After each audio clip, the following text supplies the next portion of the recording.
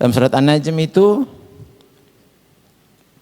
wa alaysal insanu illa ma sa'a. Sebetulnya saya ingin menekankan bahwa di sini itu betapa pentingnya ikhtiar. Berikhtiarlah kita, sesungguhnya kita akan mendapatkan apa yang kita ikhtiari.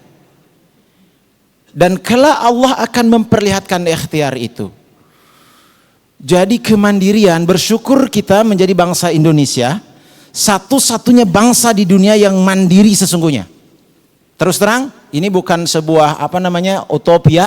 Indonesia ini benar-benar bangsa yang mandiri. Satu-satunya bangsa di muka bumi ini yang merdeka. Yang lain penjajah, Pak. Kemandirian inilah yang ingin saya tekankan hari ini, di mana kita kemudian kehilangan kemandirian. Kita banyak ketergantungan. Dan kita melihat, tadi kita sama-sama diakhiri dengan kunut nazilah, Masya Allah, mendoakan saudara kita di Palestina.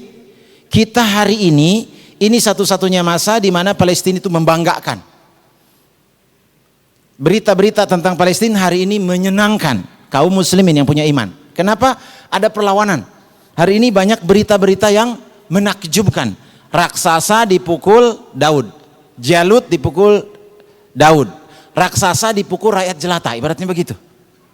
Di mana semua dunia tergantung kepadanya, ternyata yang menggantung itu, ketergantungan dunia kepadanya bisa dipatahkan oleh masyarakat yang tak terfikirkan. Nah, hadirin yang dimuliakan Allah Subhanahu wa taala, kita kehilangan kemandirian ini. Sehingga kita selalu tergantung dengan pihak lain. Maka pihak lain menjajah kita. Kembali, beruntung kita sebagai masyarakat Indonesia, satu-satunya di dunia ini yang merebut kemerdekaannya sendiri. Bangsa lain itu dikasih. Malaysia kemarin pro Palestina, katanya demikian ya, menurut kabar, entah hoax entah benar. Kemudian Inggris mencabut kemerdekaannya, dan hari ini babak belur ekonominya. Kemarin baru pulang dari Kuala Lumpur tadi malam. Saya baru landing jam 8 malam kemarin. Jadi benar-benar yang namanya kemerdekaan Indonesia itu, Indonesia juga hampir dikasih kemerdekaannya sama Jepang. Anak-anak muda Indonesia, kemudian ini sedikit mengalih betapa kita ini anak cucu keturunan orang-orang yang mandiri. Dan jangan sampai kita ini hilang. Karakter ini, terah kemandirian kita ini jangan sampai hilang. Dan kita lihat orang-orang yang mengandalkan kemandirian itu akan berdatangan mukjizat karomah. Itu berkah kemandiriannya yang tidak tergantung kepada yang lain. Saat ikhtiarnya ketemu di satu titik di mana tidak ada harapan lagi, maka pertolongan Allah kelihatan oleh orang-orang yang mandiri. Jadi orang-orang yang mengandalkan ikhtiarnya dan dia mandiri dalam ikhtiarnya, dia menemukan jalan-jalan yang tak terfikirkan orang lain. Tetapi anak-anak manja yang disuapin terus, dia tidak pernah berpikir bagaimana jalan keluar kecuali ditolong orang. Maka ngutang, solusinya itu ya, bersekutu, minta bantuan, tergantung, terikat, seperti itu. Maka ketika saudaranya disiksa, saudaranya teraniaya, dia tidak sanggup untuk menolong, padahal dia sanggup menolong karena terikat dengan perjanjian. Tak bisa, kalau tidak ada perjanjian itu aku tak bisa hidup. Masya Allah, hadirin yang dimuliakan Allah Subhanahu wa taala, maka kemandirian ini, ikhtiar ini, sesungguhnya Allah akan melihat setiap usaha kita. Dan orang-orang yang berikhtiar dengan baik, dia akan berjumpa dengan pertolongan Allah, itu biasa. Karomah-karomah Allah berdatangan itu biasa. Tapi orang-orang manja, orang-orang yang tergantung, biasanya dia mendahulukan mukjizat sebelum ikhtiar. Maka kisah-kisah perjuangan Wali Songo, leluhur-leluhur kita juga memperdekakan Indonesia, lebih muncul cerita mistisnya daripada cerita ikhtiarnya. Kalau kita mendengar perjuangan para pahlawan kemerdekaan, yang muncul kisah-kisah bukan bagaimana ikhtiarnya menaklukkan Belanda, tapi bagaimana mukjizatnya Bung Tomo, mukjizatnya inilah mistiknya yang keluar. Lalu kita hari ini kemudian ketularan penyakit khurafat yang membuat kita lebih mengandalkan mistisnya dibanding ikhtiarnya. Hadirin yang dimuliakan Allah Subhanahu wa taala, hal-hal yang tak masuk akal itu bukan tak masuk akal. Tetapi ikhtiar kita belum sampai, Allah sudah kasih jalan lain di mana kita harus tetap berdiri tegak. Tidak mungkin anak-anak Palestina itu tetap memegang batu untuk melawan nuklir. Maka di situ pasti ada fase di mana dulu kalau kita dengar cerita Sabra Satila, kita dengar kemudian kisah-kisah bagaimana perjuangan di Palestina, yang kita dengarkan pengungsian, penganiayaan, pembantaian, begitu. Yang dilawan diketertawakan. Bagaimana mungkin batu melawan senjata-senjata otomatis dan senjata nuklir? Ikhtiar itu apa saja. Jangan menunggu lengkap. Apa yang ada di depan kita, maka geraklah, berjuanglah dengan apa yang ada. Maka saat itu nanti kemudian ada cara yang membuat kita terupgrade. Kalau tidak pertolongan itu karena ikhtiar, karena pengetahuan, kemampuan kita, maka ada orang-orang simpati yang kemudian memberikan fasilitas tambahan. Hadirin yang dimuliakan Allah Subhanahu wa taala, perjuangan Rasulullah sallallahu alaihi wasallam dengan fasilitas apa adanya di awal terus konsisten, maka lama-lama kita akan menjadi ahli. Kita tahu kemudian bergerak itu kiri kanan Allah berikan fasilitasnya. Setelah terbiasa kita melakukan itu, maka kita menjadi orang-orang yang terlatih. Setelah terlatih kemudian kita menjadi orang-orang yang bisa mengantisipasi segala sesuatu yang sudah terjadi sebelumnya. Hadirin yang dimuliakan Allah Subhanahu wa taala, ikhtiar ini akan semakin baik manakala dia ditemani dengan istiqomah. Karena ikhtiar yang tidak istiqomah lahir kepada karya-karya yang bantat, karya-karya yang berakhir di titik kemudian gagal. Sudah, yang lain juga sudah melakukannya tapi gagal. Tapi ketika dia istiqomah, ketika Rasulullah ditanya, ketika Sayyidati Aisyah ditanya amal apa yang terbaik, maka dijawab adwa muha. Ketika Siti Aisyah bertanya kepada Rasulullah, amal apa yang terbaik yang paling dicintai Allah? Adwa muha wa inqilah. Amal yang rutin walaupun sederhana. Maka di situ kita akan melihat pencapaian pelan-pelan dan terus stabil seseorang dalam segala bidang. Maka manakala kita hari ini informasi deras tentang Palestina, saudara kita di sana, yang kita lakukan di sini janganlah emosi. Kemudian hal-hal yang tidak masuk akal yang kita pikirkan, kemarahan, kemudian patah hati ketika dilihat korban anak-anak, korban perempuan, yang ada kemudian jadi penyakit hati, di mana kita mangkel tapi tak bergerak. Maka muncullah kaum muslimin yang emosian. Jadilah orang-orang yang jernih karena kita berikhtiar. Apa yang kira-kira sanggup membantu saudara kita dan bisa di depan mata, bisa dilakukan, doa, sedekah, ya itu sesuatu yang langka. Nanti kita akan lihat di mana jalur-jalur yang bisa membuat musuh kuat, di mana jalur-jalur yang membuat kaum muslimin kuat. Maka jalur yang membuat musuh kuat kita lemahkan, jalur yang membuat kaum muslimin kuat kita kuatkan. Andil apa kita sekecil apapun, kita tahu bergerak tanpa emosi, bergerak dengan ikhtiar yang terukur. Itu pula yang hari ini terjadi, hadirin yang dimuliakan Allah, kaum muslimin Indonesia dan negeri yang kita cintai ini, Indonesia. Jangan terlalu euforia memanfaatkan mistis, mengandalkan khayalan. Di situ ada ikhtiar, ada niat, yang namanya ikhtiar itu diawali niat. Niat dalam bahasa Arab itu ada 4 jenjang. Yang pertama iradah. Ana aradu, aku berniat, aku berkeinginan. Maka niat kaum muslimin itu sudah dicatat satu amal sebelum dia beramal, satu kebaikan sebelum dia beramal. Niatnya seperti apa? Niat kemudian kita mengatakan mari kita niat puasa sunnah, mari kita niat sholat malam. Niat saja sudah akan mendapat pahala, sudah niat saja. Bukan itu catatannya. Niat dalam bahasa Arab itu ada gerak. Iradah ada 4 level. Yang pertama itu iradah. Maka niatkan dalam diri kita berubah, niatkan dalam diri kita ikhtiar maksimal. Niat dalam bahasa Arab dari kata iradah itu sudah ada gerak yang melengkapi niatnya. Kalau dianalogikan, seseorang dia sedang ngidam, pingin makan mangga yang ada di depan rumahnya dalam batang pohonnya, maka dia sudah membuka pintu gerbangnya untuk mendekati pohon itu iradah. Jadi bukan duduk di sini seandainya buah itu jatuh untuk saya di depan, bukan seperti itu.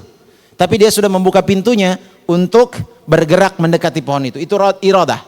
Kalau yang tadi awal, aku ingin sekali mangga itu, aku ingin mendapatkannya. Ingin di situ belum dikategorikan sebagai iradah, belum dikatakan sebagai niat. Masih dalam level takhayal, berhayal. Ini nggak dapat pahala katanya. Jadi ada gerak. Lalu yang kedua iradah, yang kedua adalah qasadah. Qasadah itu sudah mengambil parang, mengambil galah, mengambil pisau untuk sudah bergerak mencari alatnya untuk memetik buah mangga itu. Nah itu level kedua dari niat. Iradah qasadah namanya. Qasadah itu sudah bergerak. Maka istiqomah kita tidak akan kuat kalau kita tidak punya niat yang seperti ini. Sudah bergerak, sudah mengambil alat. Lalu yang level ketiga itu azam. Iradah, qasadah, azam. Azam itu sudah tidak peduli ada anjing galak yang menjaganya, ada satpam yang menghalanginya, ada kawat-kawat berduri yang melingkari pohonnya, sudah nggak peduli. Pokoknya aku harus dapat. Alat sudah bergerak, alat sudah dilengkapi, rintangan tak peduli. Itu azam. Orang-orang yang seperti inilah yang dari batu bisa mengalahkan Merkafah. Orang-orang yang bergerak dari zikir, torekohnya siapa itu? Izzuddin Al-Qassam itu ulama torekoh itu ya, yang mengajari murid-muridnya bertorekoh, berzikir, berwirid, menghafal Quran. Dan tidak melupakan jihad, itu luar biasa ya. Torekoh pada umumnya jarang-jarang yang berjihad. Ini torekohnya berjihad. Orang yang berjihad tanpa torekoh itu biasanya dia akan jadi teroris. Afwan. Ya. Kalau dia tidak dibimbing oleh gurunya yang ruhiyahnya tersambung dengan, dia akan bergerak sendiri-sendiri dan dia akan melihat keuntungan ghanimah dalam jihadnya. Biasanya jadi teroris, Pak. Tetapi kalau orang-orang yang berjihad punya guru torekoh yang zikirnya terbimbing, mursidnya itu benar, ya, maka dia akan terlihat hasilnya. Karena sangat menggiurkan. Lalu hadirin yang dimuliakan Allah Subhanahu wa taala, level keempatnya apa? Niat orang-orang untuk bisa mempertahankan istiqomah ini agar ketemu dengan ikhtiar yang sempurna. Yang keempatnya itu ham. Idhamat bihi wa hamma biha. Dalam surah Yusuf dikatakan begitu ya. Nabi Yusuf sudah ham keinginannya kepada Zulaikha, dan Zulaikha sudah ham. Kebayang, azam saja sudah mengerikan. Niat dengan mental azam saja sudah menakjubkan. Azam, kalau orang sudah bertekad, berniat sampai di titik azam, fatawakal Allah. Bertawakallah kepada Allah. Kenapa? Biasanya gila. Ya. Kalau orang sudah tahu, kadang-kadang apakah kita sudah melatih niat kita sampai level 4 level ini? Kalau kita sampai di azam saja, kita akan jadi orang-orang yang sulit sekali dicegah. Ikhtiarnya orang-orang yang berazam tinggi seperti itu akan membuahkan hasil. Azam saja itu sudah tidak bisa dicegah. Dia sudah keluar bergerak, dia sudah mengumpulkan alat, dia sudah tidak bisa dihalangi oleh apapun. Lalu bagaimana dengan ham? Ham itu digambarkan seperti Nabi Yusuf berkeinginan kepada Zulaikha, dan Zulaikha berkeinginan kepada Yusuf. Di tengah mereka saling cinta, di tengah mereka selalu ketemu, di tengah mereka di kamar tanpa ada siapapun kecuali mereka berdua. Kalau seandainya tidak ada burhan yang ditunjukkan kepada Nabi Yusuf, niscaya terjadilah apa yang mesti terjadi. Jadi ham itu apa? Ham itu hanya bisa dicegah. Orang yang sudah punya tekad sampai di titik ham hanya bisa dicegah oleh mukjizat, keajaiban dari Allah. Tekadnya tak bisa dibendung. Itu azam. Kalau ham tak terbayangkan. Jadi definisinya biasanya kita kan good, apalagi levelnya di Inggris 3 biasanya, baik, sangat baik, terbaik. Di Indonesia baik, sangat baik, sudah 2. Di Arab 4, Pak. Baik, sangat baik, luar biasa baik, tak terbayangkan baiknya, begitu. Nah maka ada 4 level dalam niat ini.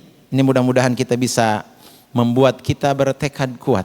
Sehingga kita tidak menunggu, aku baru bergerak kalau ada ini. Orang-orang yang pakai syarat itu suka ketinggalan kereta. Orang-orang yang menunggu sempurna tak pernah jadi sempurna, dan orang-orang yang bergerak menuju sempurna tanpa menunggu sempurna pun tak sempurna. Apalagi yang menunggu kalau semua prasarananya sempurna. maka kita ketinggalan. Terakhir, saya ingin mengingatkan dan menyemangati, kita ini bangsa satu-satunya yang super mandiri di dunia. Kita merdeka, berkah benar-benar kita meraih kemerdekaannya perjuangan sendiri. Negara persemakmuran dikasih. Amerika menjajah, bukan merdeka dari Inggris dan dari negara koloninya, bukan. Dia menjajah negeri Indian. Australia bukan merdeka, tapi dia menjajah aborigin. Indonesia benar-benar merdeka. Kalau seandainya anak-anak muda di Rengas Dengklok itu tidak menculik Soekarno, niscaya Indonesia kemerdekaannya akan dimiliki oleh Jepang. Diberi oleh Jepang. Jepang kalah sama sekutu, maka sekutu Indonesia dimiliki sekutu. Maka konsekuensinya 1948 Belanda mengambil alih karena merasa ini adalah warisannya. Jepangnya kalah, ditaklukkan oleh sekutu. Sekutu bagian Belanda, bagian dari sekutu. Dia mau mengambil kembali hartanya yang bernama Indonesia. Rupanya kata Jepang, mereka sudah memerdekakan sendiri. Maka musuhnya Belanda adalah orang-orang yang memerdekakan sendiri itu. Maka satu-satunya di muka bumi inilah Indonesia. Maka Indonesia sangat benci penjajahan. Itu amanat undang-undang, dan orang-orang yang tidak suka dengan undang-undang ini adalah para pengkhianat bangsa. Maka kalau ada di bagian anak bangsa ini yang membela Israel, mereka pengkhianat bangsa. Karena benar-benar dia melakukan kesepakatan, persetujuan jiwanya dengan sesuatu yang dilanggar dari undang-undang Indonesia ini. Undang-undang dasar negeri kita. Nah, hadirin yang dimuliakan Allah Subhanahu wa taala, semangat kita jangan pudar, semangat kita jangan luntur gara-gara kemudian kita sebetulnya bangsa Indonesia ini bangsa yang membebaskan diri, tetapi semua bangsa ingin menjajahnya. Kita ini bukan bangsa budak, tapi semua orang ingin memperbudak. Kalau bangsa lain yang sudah dijajah orang, itu ada tuannya. Makanya Rusia tidak ingin mengganggu Malaysia, karena Malaysia ada tuannya. Indonesia semua orang ingin mengganggunya, karena Indonesia tak bertuhan di mata mereka. Maka siapa yang penguasanya? Ya kita sendiri. Maka lihatlah bagaimana Palestina sangat mengidolakan Indonesia. Mesir, pergerakan Palestina itu didukung oleh pergerakan di Mesir. Dulu ada sebuah tokoh namanya Sayyid Imam Hasan Al-Banna. Dia pakai peci Indonesia, Pak. Ya. Kalau kita lihat pecinya, peci Indonesia. Kenapa bisa begitu?